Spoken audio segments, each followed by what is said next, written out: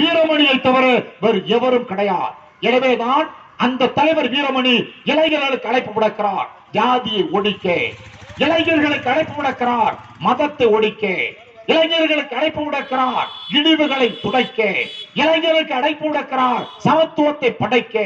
இளைஞர்களுக்கு அழைப்பு விடுக்கிறார், சமதர்ம சமுதாயம் உருவாக்க.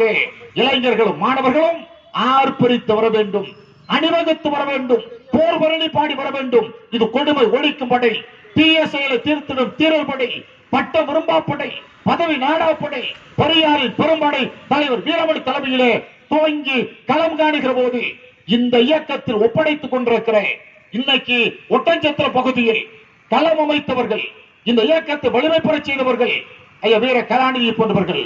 வயது முதிர்ந்தாலும் கொள்கையில இளைஞராக, கொள்கையில் லட்சிய போராளியாக, இளைஞர்களுக்கு வழிகாட்டக்கூடியவராக இன்றைக்கு நமக்கு வீர கலாநிதி இருக்கிறார்.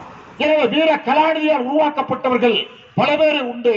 இன்றைக்கு இந்த ஒட்டஞ்சத்திர பகுதியில் திராவிடர் கழகத்தில் தன்னை ஒப்படைத்துக் கொண்டிருக்கிற இளைஞர்கள், மாணவர்கள், அதில் குறிப்பாக பாராட்டப்பட வேண்டியவர் தோழர் ஆனந்தன், வழக்கறிஞர் ஆனந்தனை போன்றவர்கள் ஒரு லட்சிய போராளியாக இந்த இயக்கத்திற்கு கிடைத்திருக்கிறார். நான் முதலிலே அது இளைஞர்களை பாராட்டுவதற்கு காரணம் பட்டம், பதவி, வாய்ப்பு, வசதி, உயர்வு இவைகளை நோக்கி பயணிக்காமல் இனம், மொழி, பண்பாடு, உரிமை இவைகளிலே வெற்றி காண வேண்டும் என்பதற்காக களம் காணுகிற தலை சிறந்த போராளிகளாகத்தான் ஆனந்தனை போன்றவர்கள் இந்த இயக்கத்திற்கு கிடைத்திருக்கிறார்கள்.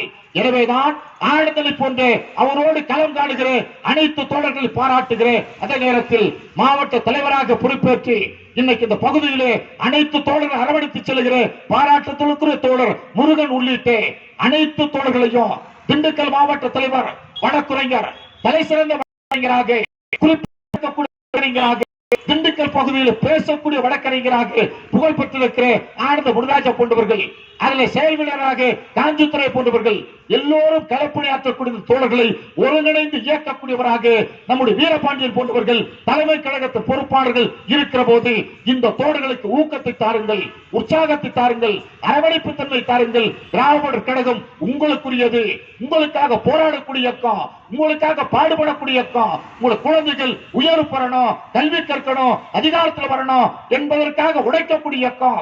இந்த இயக்கத்தில் உங்களை ஒப்படைத்துக் கொண்டு களம் காணுவதற்கு இளைஞர்களும் மாணவர்களும் திராவிடர் கடவு நோக்கி வாருங்கள், திராவிடர் கடவு நோக்கி வாருங்கள் அழைப்பு விடுத்து கூட்டம் ஏற்பாடு செய்து அனைத்து தோழர்களையும் பாராட்டி குறிப்பாக ஐயா மோகனை போன்றவர்களுக்கு நன்றியை தெரிவித்து விடைபெறுகிறோம். நன்றி, வணக்கம்.